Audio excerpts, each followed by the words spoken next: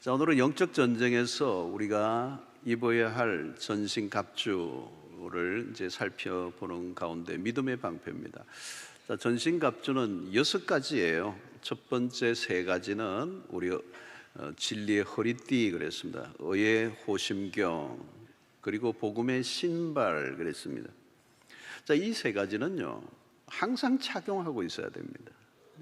분리시키면 안 돼. 내 몸과 같이 딱 언제나 진리의 허리띠를 매야 되고, 그리고 의의 호심경을 붙여야 되고, 복음의 신발을 신고 있어야 돼요. 그 다음에 3가지가 나오는데, 믿음의 방패, 구원의 투구, 성령의 검, 이 3가지는 착용하고 있지는 않지만, 그죠? 뭐 방패를 붙이고 다닐 수는 없잖아요, 그죠? 근데 항상 필요하면 언제든지 붙들어야 되는 것, 그게 3가지가 이 믿음의 방패, 구원의 투구, 성령의 검입니다. 자, 오늘은 이 두 번째 가운데 이 3가지 중에 첫 번째가 믿음의 방패입니다. 마귀는 굉장히 공격적이라고 그랬습니다. 공격적이에요. 그리고 이 마귀와 이제 1대1에 싸울 때 이 방패는 굉장히 필수적인 것이죠. 로마 시대의 이 방패는 길이가 한 1.2에서 1.5cm, 그리고 폭이 한 60cm 정도, 굉장히 큰 사이즈의 방패입니다. 자, 이 방패는 일반적으로 안에는 나무로 되어 있고, 그리고 거기에 가죽을 붙이고, 그 다음에 또 이렇게 금속판을 붙이는 그런 그런 방패였습니다. 사이즈가 크기 때문에 온몸을 보호할 만한 그런 것이었고요. 특별히 이 불화살을 쏘았습니다. 그것은 이 화살의 촉의 손뭉치를 감싸고 있어서 거기에 불을 붙여서 이제 쏘면서 이제 화력을 이제 더 확대시킨 것입니다. 그러니까 한 방이라도 맞으면 치명상을 입을 수 있는 거죠. 언제 어디서든지 공격을 받을 수 있기 때문에 이 불화살, 날아오는 것을 막을 준비를 하고 있어야 합니다. 자, 마귀의 공격 앞에 우리에게 필요한 것은 믿음의 방패, 믿음의 방패라고 그랬습니다. 자, 이 믿음이라고 하는 단어는 우리가 일평생 교회를 다니면서 계속 듣는 것입니다. 우리의 신앙의 기초에 이 믿음이 있습니다. 믿음. 이 믿음으로 우리가 예수를 믿고 하나님의 자녀가 되고 신앙생활을 하고 있습니다. 만약에 믿음이 없다면 우리는 신앙생활을 존속할 수가 없죠. 자, 그런데 마귀는 우리가 믿고 있는 것을 공격하는 것입니다. 그래서 여러분, 믿음 생활을 뭐 잘 하고 있어도 마귀가 쏜 이 불화살에 맞으면 휘청할 수 있습니다. 또 우리가 믿음의 여정에 아마 많은 분들이 이 믿음이 흔들릴 뻔했던 경험들이 누구나 있을 것입니다. 그리고 어떤 경우에는 그 믿음에서 미끄러지고 실패했던 적도 있을 거예요. 여러분, 이게 보통 때는 나무가 큰 거목이 흔들릴 것 같아 보이지 않는데 큰 태풍이 몰아치니까 어떤 때는 가로수가 넘어져 버리잖아요. 태풍이 오니까 그런 겁니다. 그러니까 마귀의 강도가 높은 시험이 오면 그냥 믿음이 휘청하거나 넘어질 수 있다는 겁니다. 아무리 믿음 생활을 잘하고 있는 사람이라도 믿음의 시험을 받을 수 있습니다. 고린도전서 10장 12절에 바울이 이런 얘기합니다. 그런즉 선줄로 생각하는 자는 넘어질까 조심하라 하는 겁니다. 늘 조심하라. 선줄로 생각한다는 말은 뭘까요? 믿음이 꽤 괜찮다고 여기는 사람, 나 이 정도면 괜찮아. 그런데 조심하라는 거예요. 넘어질 수 있다는 겁니다. 아니, 저 사람이 어떻게 넘어져? 저 사람이 어떻게 그런 시험에 들어? 근데 그렇게 걸리는 거예요.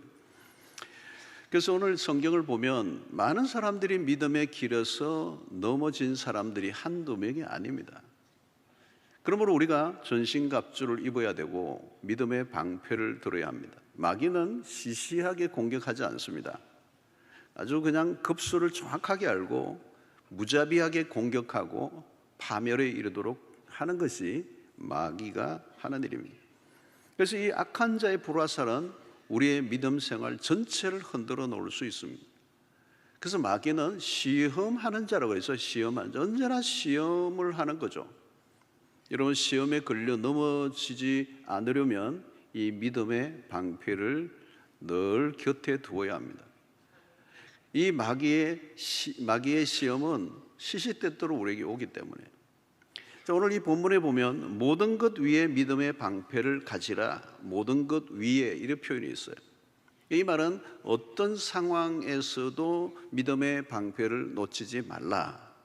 온갖 상황을 마귀가 사용하여서 우리를 넘어지게 하려고 하기 때문에 모든 것 위에 어떤 상황에서도 이런 표현이에요.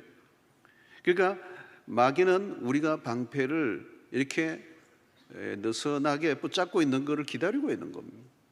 그래서 방패는 멀리 두면 안 됩니다. 손에 딱 잡히는 데 가까이 있어야 돼요. 만약에 마귀가 공격하는데 어디 있더라 방패 찾다가 등 맞습니다. 그러니까 위험한 거죠. 언제든지 이게 붙들고 있어야 합니다. 자, 마귀가 쏘는 불화살은 어떤 것일까요? 어떤 것이든 가능합니다. 불화살을 어떤 데는 의심이라는 불화살을 쏠 수도 있고, 어떤 데는 불신을 심어 놓을 수도 있고, 어떤 때는 낙심이라는 불화살을 쏠 수도 있고, 어떤 데는 두려움, 어떤 데는 열등감, 어떤 거는 죄책감, 어떤 데는 그것은 부정적인 생각들을 이라는 불화살을 쏠 수 있는 것입니다. 갑자기 부정적인 생각이 콱 꽂히는 겁니다. 그러면 그 생각에서 벗어나지를 못하고 그 부정적인 생각이 꼬리를 물고 그리고 새끼를 치고 그러면서 자신이 완전히 두려움에 사로잡히면 믿음이 흔들리는 것입니다. 특별히 마귀가 우리의 믿음을 공격합니다. 우리의 신앙의 믿음의 근거들을 의심하게 한다는 거예요. 하나님의 존재 자체를 의심하게 하는 거예요. 여러분, 하나님이 우리가 믿지만 눈에 보이는 분은 아니잖아요. 우리가 어떻게 믿어요? 눈에 안 보이지만 믿음으로 보는 것입니다. 그런데 믿음이 약해지면 그 현실적으로 하나님이 안 계신 것처럼, 하나님에 대한 신뢰가 약해지는 것입니다.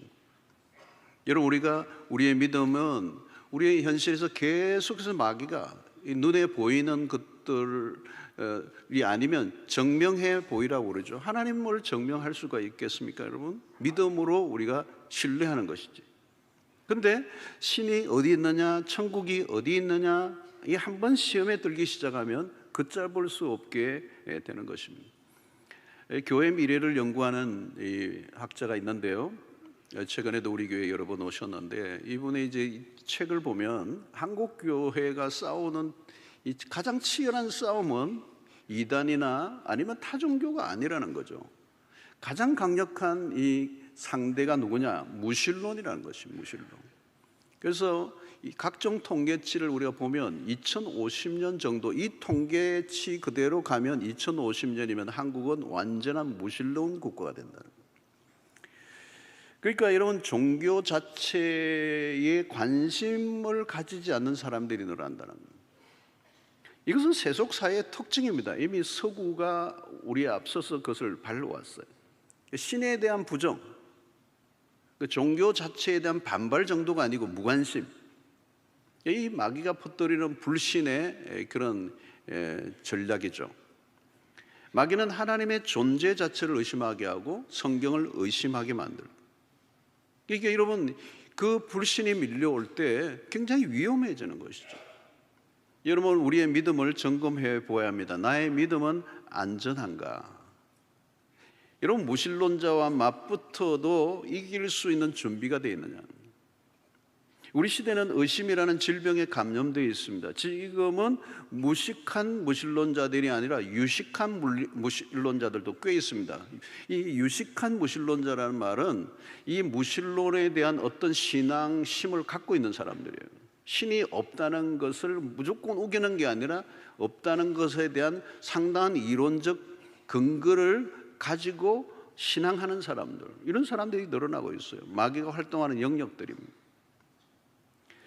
여러분, 이들은 성경도 꽤 알아요. 모르는 게 아니고. 그러니까 우리가 믿고 있는 이 믿음에 대해서 무신론자들과 함께 맞붙어서 정말 내가 내 신앙을 표현하고 또 그들과의 싸움에서 지지 않을 만한 믿음의 근거를 내가 확보하고 있는가, 이게 굉장히 중요한 거죠. 여러분, 교회를 다닌다고 그냥 저절로 믿음이 생기는 건 아니에요. 어떤 분은 내가 교회를 다니고 있다는 것이 믿음 생활이라고 생각하고 있는 분들도 있을 거예요. 다른 거예요, 여러분. 특별히 오늘날 우리의 문화 속에서 이런 이 기독교에 대한 또 신에 대한 적대적인 이 문화는 앞으로 더 커지기 때문에 우리의 믿음의 근거를 확보해야 되고, 그 믿음의 건강성을 계속 점검하지 않으면 나도 모르게 이 세상의 문화에 이제 흡수가 되고 만다는 거죠. 특별히 여러분, 오늘날 예를 들면 동성애 문제를 한번 생각해 봅시다. 동성애는 동성애 문제로만 끝나지 않습니다. 그 안으로 들어가면 신에 대한 저항 문화가 숨어 있습니다. 성의 혁명이죠. 또 다르게 표현하면 인간이 신이 되려는 시도. 또 왠지 신이라는 존재는 부담스럽고 뭔가 죄의식을 심어주고 심판을 말하는 것이는 부담스러운 거. 그리고 내가 내 삶의 주체지 내 말고 다른 어떤 힘이 나를 통제할 수 없다고 하는 생각을 하는 것입니다. 최근에도 캐나다에서 일어난 일이에요. 아기를 안고 있는 어느 부모에게, 아기를 안고 있으니까 딸인가요 아들인가요 물으니까 그 엄마의 대답이 놀라워요. 아직 모르겠어요. 얘가 남자로 살 것인지 여자로 살 것인지는 이 아이가 커서 자신이 스스로 결정하도록 해주어야 된다는 거예요. 그러니까 정해진 성이 아니고 자신이 성을 결정하도록 권한을 개인에게 주라는 이 문화예요. 이것은 소위 오늘날 말하면 소위 성적 자기 결정권이라고 하는 얘기인 것이죠. 굉장히 무서운 것이죠, 여러분. 이 동성애와 같은 문화의 저변에는 하나님에 대한 의심을 넘어 저항의 문화가 깔려 있습니다. 문화적으로 공세가 심어지고 반항의 시대라고 이게 충분히 할 만한 그런 문화 속에 우리가 살고 있습니다. 이런 시대 속에 마귀는 적당한 타협선을 찾아서 살라고 얘기하는 거죠. 그래서 아차하는 순간에 신앙의 영역에서 이제 배교의 시대가 이제 열리는 그런 시대를 우리가 지금 살고 있는 겁니다. 적당히 타협을 하라는 요구에 시달리게 되는 거죠. 너 너무 그렇게 꽉 막힌 사람처럼 살지 마. 너무 고리타분하잖아. 당신 지성적인 사람인데 왜 그래? 동정녀 탄생 말이 돼? 비과학적이잖아. 이 마귀가 속삭이는 것이죠, 여러분. 우리의 마음을 흔들어 놓고 우리의 생각에 어떤 영향을 주기 시작하는 것이죠. 그래서 신자라 할지라도 세상의 영향력 아래에서 조금씩 무너져 내리도록 마귀는 교묘하게 공격을 한다는 거예요.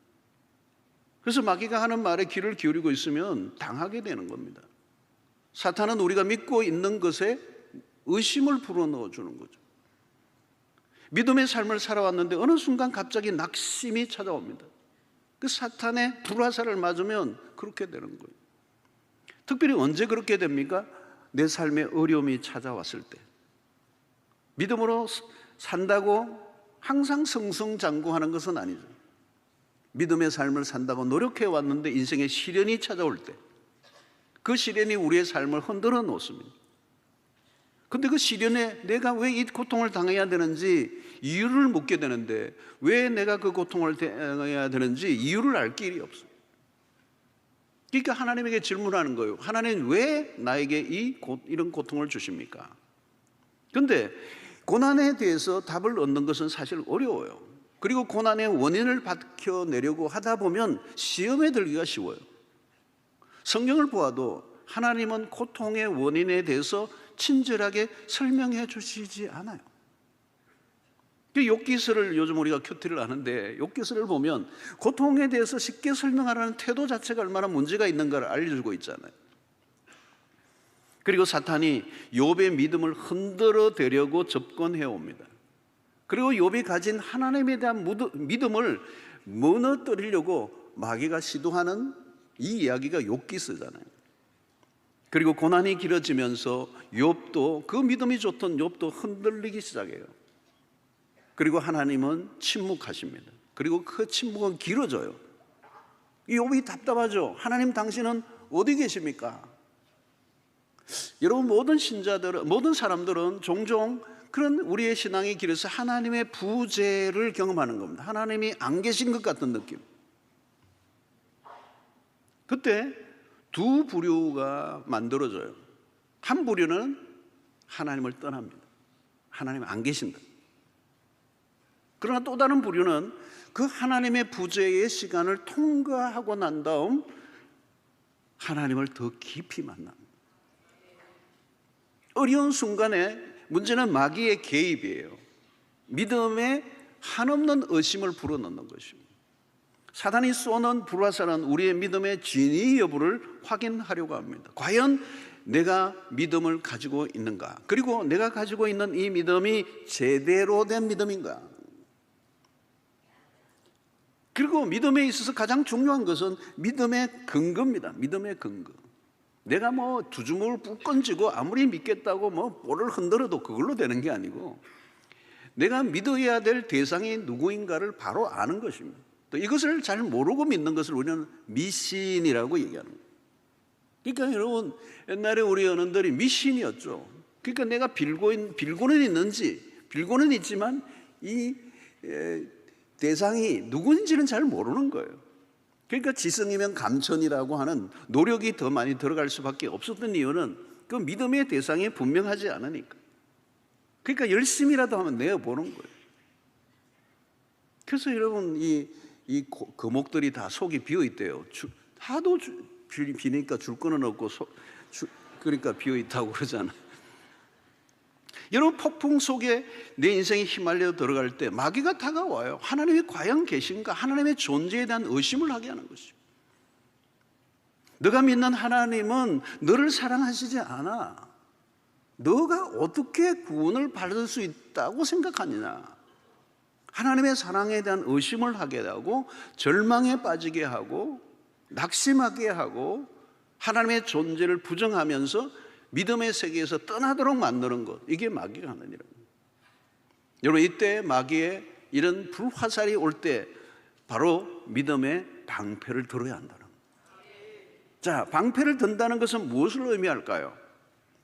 이 방패를 든다는 말은 내가 마귀가 공격해 올 때 내가 어디로 피해야 하는가를 알려주는 것입니다. 내가 어디로 피해야 되느냐? 내가 홀로 싸우려고 하면 이길 수가 없어요. 내 힘으로는 싸울 수 없어요. 이 방패를 들어야 되는데, 이 방패는 뭐냐? 우리보다 더 강하신 분에게 피하는 것이 방패라는 거예요. 하나님이 우리를 도우실 수가 있습니다.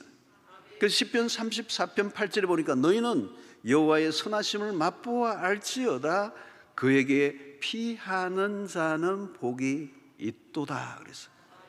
믿음의 삶이란 뭐냐? 피하는 것입니다. 누구에게?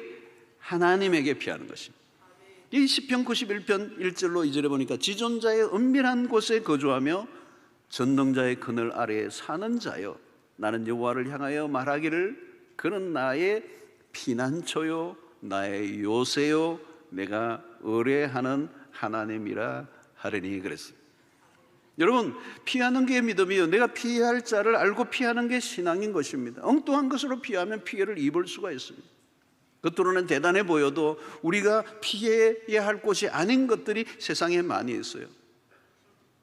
마귀가 뚫지 못하는 것은 믿음의 방패입니다. 그것은 여호와께로 피하는 것이다.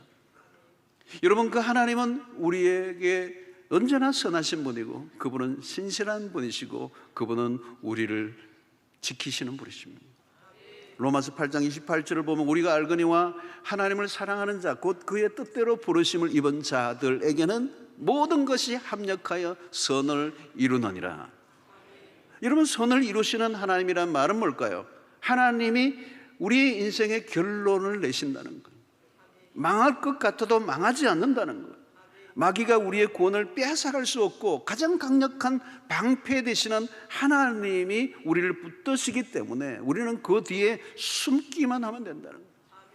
그래서 잠언 30장 5절에 하나님의 말씀은 다 순전하며 하나님은 그를 의지하는 자의 방패시니라. 피해야 할 순간에 피해야 할 곳이 있는 산은 복이 있는 것이죠. 그런데 어떻게 피하는 것입니까? 그러면 그 피하는 것이 바로 기도예요. 기도를 할 때 여러분 무슨 일이 일어납니까? 하나님을 신뢰하는 사람들이 기도하고 기도하다 보면 하나님에 대한 신뢰가 더 깊어집니다. 기도 가운데 마음의 확신이 강해집니다. 기도하다 보면 내 안에 의심이 사라지고 확신으로 가득 차게 됩니다. 기도를 통하여 믿음이 강화됩니다. 기도하는 동안에 하나님에 대한 신뢰가 깊어지기 때문에 기도하기 전과 이후는 완전히 달라요. 그래서 기도하는 동안에 그 하나님에게 우리가 하나님에 대한 신뢰가 깊어지면서 우리 안에 불안정함 그리고 우리의 불안함이 떠나가고 평안이 밀려오고 흔들렸던 마음이 다시 견고해지는 역사가 있는 겁니다. 이게 하나님께 피하는 것입니다. 그분이 우리의 방패가 되십니다. 하나님을 의지하는 자가 복이 있습니다. 자, 또 하나 방패를 든다는 것은 하나님의 말씀을 붙드는 거예요. 여러분, 사탄이 하는 일이 뭐냐면 벌어진 상황과 사건을 가지고 공격합니다. 자, 봐라. 하나님이 계시다면 어떻게 이런 일이 일어날 수가 있냐. 이런 공격이죠, 여러분. 하나님이 계신다면 어떻게 너에게 이렇게 하실 수 있어? 마귀는 상황에서 빠져나오지 못하도록 몰아갑니다. 여러분, 우리의 삶에 우여곡절이 얼마나 많아요. 전쟁터 같은 세상을 우리가 살아가는 동안에 우리의 삶이 얼마나 많은 일들이 시련이 닥칩니까? 그 밀고 들어오는 시련 앞에 우리의 삶이 흔들릴 수가 있어요. 그 고난의 순간 상황을 받아들이기가 어려워요. 왜 이런 일이 나에게 닥쳤습니까? 괴로운 거죠, 여러분. 근데 그때 마귀가 자꾸 흔드는 거예요. 힘들어져 있는 순간 마귀는 계속해서 불화살을 쏘아대면서 자기 연민에 빠지게 하고 때로는 죄책감에 빠지게 하고 두려움에 휩싸이게 하고 절망에 그냥 상황 속으로 밀어넣어 버려요. 이때 여러분, 우리는 그 불화살, 사탄에게는 불화살이 있다면 우리에게는 믿음의 방패가 있어요. 그 방패를 사용해야 되는데 어떻게 사용해야 되느냐? 하나님의 말씀을 붙들어야 된다는 거잖아요. 상황이 아니라 하나님의 말씀을 붙들어야 된다는 것입니다. 여러분, 예수님도 마귀가 이 돌들이 떡이 되게 하라라고 하는 이 시험은 정말 시적절한 40일 동안 굶주려 있는 예수님에게 있어서 이 돌들이 떡이 되게 하라는 이 상황보다 더 시급한 게 어디 있겠어요, 여러분? 그러니까 사단은 상황의 시선을 고정하게 만듭니다. 그러면 넘어지는 것입니다. 예수님은 배고픈 상황보다 하나님의 말씀을 붙들었습니다. 지금 눈앞에 펼쳐진 상황이 아무리 최악이라 해도 그게 전부가 아닌데 마귀는 그게 전부라고 여기는 거예요. 너 이거 아니면 끝이 나, 끝장나, 너 망했어. 여러분, 우리가 마귀의 말에 귀를 기울이면요 실패하게 되는 것입니다. 우리에게 필요한 것은 하나님의 말씀입니다. 믿음이 말씀과 결합될 때 능력이 나타나는 겁니다. 지금 일어난 사실보다 하나님의 말씀이 더 중요합니다. 나에게 일어난 감정의 상태보다 하나님의 말씀을 더 신뢰해야 합니다. 원수 마귀는 우리에게 상황을 보라고 말합니다. 그러나 상황을 보면 답이 없어요. 두려움이 밀려옵니다. 영적 전쟁은 이 일상에서 늘 일어나는 것입니다. 그 순간에 우리는 마귀에게 신속하게 공격해야 합니다. 우물쭈물하면 안 되고요, 즉각적으로 하나님의 말씀을 붙들고 선포해야 하는 것입니다. 믿음의 근거는 하나님의 말씀입니다. 우리는 그 말씀이 이루어질 것을 믿습니다. 아무리 힘들어도 우리가 결론을 낼 수 없는 이유는 하나님의 말씀이 이루어지기 때문에 내 감정보다 하나님의 약속을 붙들 때 마귀는 떠나가게 될 줄로 믿습니다. 여러분, 말씀을 붙들지 않으면요 마귀의 소리가 더 크게 들려와요. 말씀을 의심하게 하는 겁니다. 그러면 의심의 터널 안으로 들어가 허우적거리게 되고 마귀가 쏘는 불화살을 맞고 나가 떨어지는 겁니다. 사랑하는 성도 여러분, 오늘 말씀을 묵상하고 그 말씀으로 내 안에 부정적인 생각을 집어넣는 그 마귀의 모든 생각들을 하나님의 말씀으로 몰아낼 때 하나님의 놀라운 승리를 우리에게 주실 줄로 믿습니다. 여러분, 우리가 우리의 인생 가운데 어려운 일이 일어날 때 때로는 그 답을 얻지 못할 때 마귀가 공격을 하지만 우리에게 필요한 것은 하나님의 말씀이죠. 욥기서에서도 하나님은 욥의 고난 속에 오랫동안 침묵하시죠. 그리고 그 침묵을 언젠가는 깨요. 욥기서 38장에서부터 하나님이 비로소 그 침묵을 깨고 등장하십니다. 그리고 욥에게 질문을 던져요. 너가 무엇을 알고 있느냐? 그러면서 여러분 38장 이후에 읽어보면 하나님이 구체적으로 동물들 여기에 있는 모든 이 우박 창고를가 아느냐, 며칠 전에 우박이 막 떨어졌잖아요. 별걸 다 물어보세요. 막 질문이 쏟아져요. 욥은 한마디도 못해요. 그러니까 하나님이 욥에게 질문하시는 이유는 욥이 대답할 것을 아시고 질문하신 게 아니고, 답은 욥이 답 못하죠. 답할 게 하나도 없어요. 자기가 무지하다는 걸 깨닫게 되죠. 그리고 하나님은 욥의 무지를 깨우쳐 주세요. 그리고 하나님이 가르쳐 주시는 것은 답은 나만 한다. 그걸 가르쳐 주시는 거예요. 답은 나만 한다. 너는 나를 믿어라. 여러분, 이게 욥기서의 핵심이에요. 고난은 해석하기 어려운 난해함이 있습니다. 고난은 설명을 하려고 하면 안 돼요. 여러분, 욥의 친구는 설명하려고 하는 거잖아요. 욥도 마찬가지로 한번 흔들리죠. 왜 하나님 내가 이렇게 고난을 받을까? 입이 막 나와서 욥이 막 말을 하기 시작해요. 근데 나중에는 후회하고 회개합니다. 내 무지함을. 하나님이 요구하시는 건 뭘까요? 그럼에도 불구하고 너는 나를 하나님으로 믿느냐는 거죠. 하나님의 말씀에 대한 믿음을 원하시는 거예요. 절망적인 상황 속에서도 하나님을 포기하지 않는 게 믿음이다. 시시각각으로 변하는 내 마음, 내 감정, 일어난 상황을 믿지 말고 나를 믿어라라고. 여러분, 우리가 경험한 것을 믿으려고 할 때가 있어요. 내가 한 3, 40년 경험해 보니, 여러분 3, 40년 경험한 것과 하나님의 말씀과 비교가 되겠습니까? 우리는 우리 자신을 신뢰해서는 안 됩니다. 일어난 상황을 보고 결론을 내어서도 안 됩니다. 하나님에 대한 신뢰는 단순히 감정적인 것만도 아니에요. 내가 살아온 삶을 통해 체험했던 그 하나님이 하나님의 전부라고 보면 안 돼요. 하나님의 말씀에 근거해야 하는 것입니다. 어려움이 닥칠 때마다 우리는 하나님의 말씀을 들여다보아야 합니다. 마귀는 어떻게 해서라도 우리를 하나님으로부터 멀어지게 하고 말씀으로부터 멀어지게 합니다. 말씀을 가까이 하지 않으면 믿음은 작아지고, 믿음이 작아지면 상황은 커지고, 그 커져버린 상황은 나를 집어 삼켜버리게 하는 것입니다. 사단은 욥을 까닭 없이 하나님을 섬기는 것이 아니라고 시비를 걸어요. 뭔가 까닭이 있어서 당신을 섬긴다고.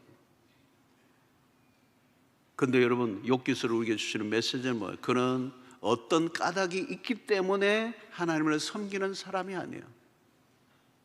그는 무슨 일이 일어난다 할지라도 하나님을 하나님으로 인정한 삶을 살았어요.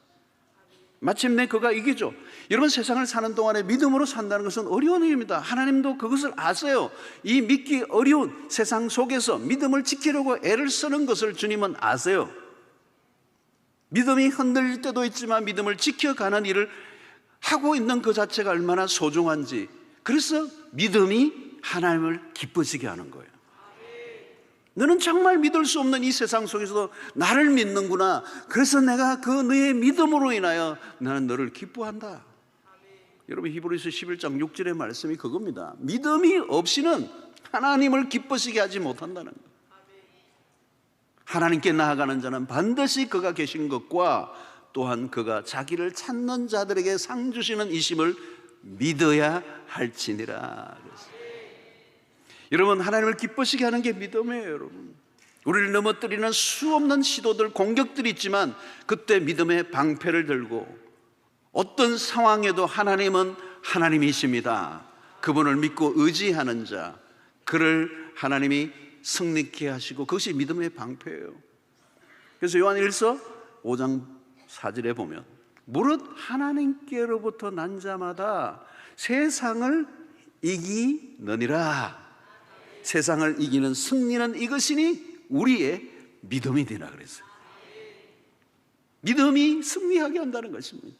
믿음은 시련을 이기게 합니다. 믿음은 고난 가운데서도 기쁨을 유지하게 합니다. 믿음은 두려움을 통과하게 한다는 것입니다.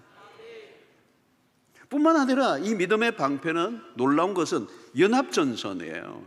이 로마의 군사들은 연합전선을 폈습니다. 여러 사람이 서로 방패를 연결해서 공격에 빈틈을 주지 않는 거예요. 그래서 방패와 방패를 연결시키는 겁니다. 그래서 아주 그 옆에 있는 방패와 이 방패가 설계되어 있는데 딱 맞춰지게 되어 있어요. 퍼즐처럼.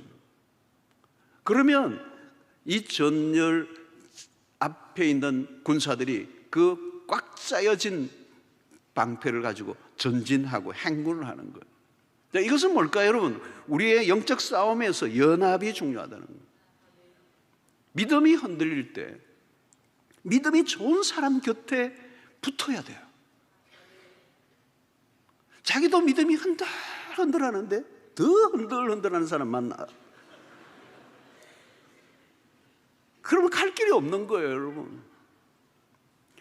여러분, 믿음이 흔들릴 때는 믿음이 강한 사람들 옆에 가세요. 붙으세요.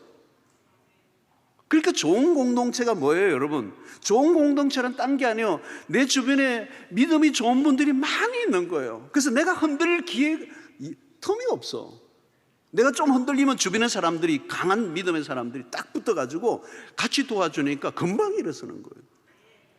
마귀가 공격하려고 하는데 그냥 딱 스크랩을 짜가지고 내 주변에 사랑방이 딱 보호를 해주니까 흔들 겨를이 없어. 여러분, 내가 믿음이 약하고요 흔들리면요, 제발 붙으세요. 믿음 좋은 분. 그리고 믿음이 약한 분 만나지 마세요. 만나고 오면 헷갈려 계속. 그래, 맞지? 안 가야 되지? 안 해야 되지? 그러면 그 약한 분을 만나지 말라면 그분 어떻게 방치해야 되는, 그건 아니에요. 그래서 내가 믿음이 잘하면 다시 만나도 돼요. 내가 만나서 그에게 영향을 안 받고 영향을 줄 수 있으면 만나야 돼요. 영향을 줄 수가 없는 사람이 영향을 받고 오는데, 좋은 영향이 아니라 안 좋은 영향을 받고 오는데, 그러면 아직 안 된 거거든요. 믿음이 자라가야 돼요. 여러분, 의지할 만한 사람이 많은 곳이 좋은 공동체입니다. 만나면 믿음의 활력을 불어넣어주는 형제 자매가 많은 곳이 좋은 교회입니다. 함께 마음을 모아 믿음으로 대응하면 훨씬 더 강력해집니다. 여러분, 기도도 혼자가 아니고요, 함께 해보세요. 강력해져요. 부부도, 여러분, 부부가 같이 손잡고 기도하면요, 그 기도가 강력해져요. 당신도 기도하고 나도 기도, 그게 같이 하셔야 돼요. 모여서 기도해야 돼요. 우리 교회 철야 기도가 그렇잖아요. 모여서 그냥 하니까 얼마나 강력해요. 그러니까 뭐 전국에서 우리 철학에 이 탐방 오는 일들이, 희한한 일들이 일어나요. 매주 지금 있잖아요, 여러분. 그냥 오니까 여기는 불덩어리가니까. 사람 성도들이 모여진 마음을 모아 기도하는 거기에 가공할 만한 힘이 나오고, 믿음과 믿음이 만나면 시너지가 일어나고, 기도가 만나면 시너지가 일어나고, 그 믿음의 공동체에서 일어나는 그 발화하는 힘이 강력하기 때문에 마귀는 한 길로 왔다가 일곱 길로 떠나갈 줄로 믿습니다. 그래서 전도서 4장 12절이 그 말씀하잖아요. 한 사람이면 패하겠거니와, 혼자는 피한다는 거예요. 두 사람이면 맞설 수 있나니 세 겹줄은 쉽게 끊어지지 아니하느니라.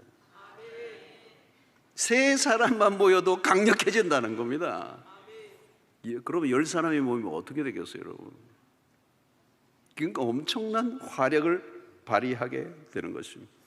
여러분, 마귀의 공격에 필요한 것은 우리의 믿음입니다. 이 믿음을 가진 사람들이 마음을 모아 함께 기도할 때 무적이 돼요. 나만의 믿음으로는 흔들리기 쉽지만 믿음을 가진 다른 지체들과 함께 만나 마음을 같이 하고 살아갈 때 우리의 믿음이 증거하게 되고 함께 하는 것은 대단한 일이에요.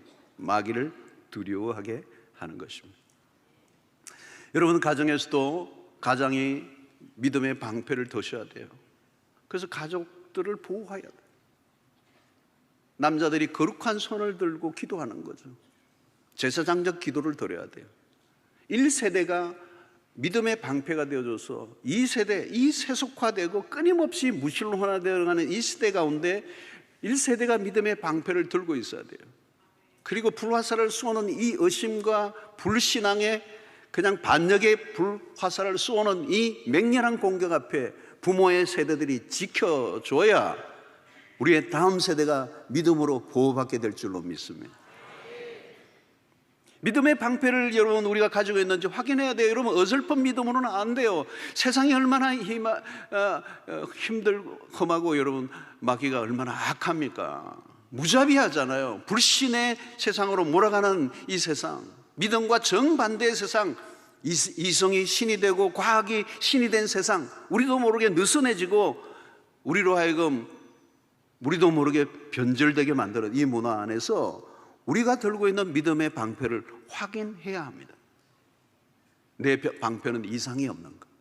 그 불화살에 그냥 한 방에 맞으면 그냥 불타버리고 그냥 구멍이 뚫려버리는 믿음의 방패는 아닌가. 여러분, 무엇을 구해야 할까요?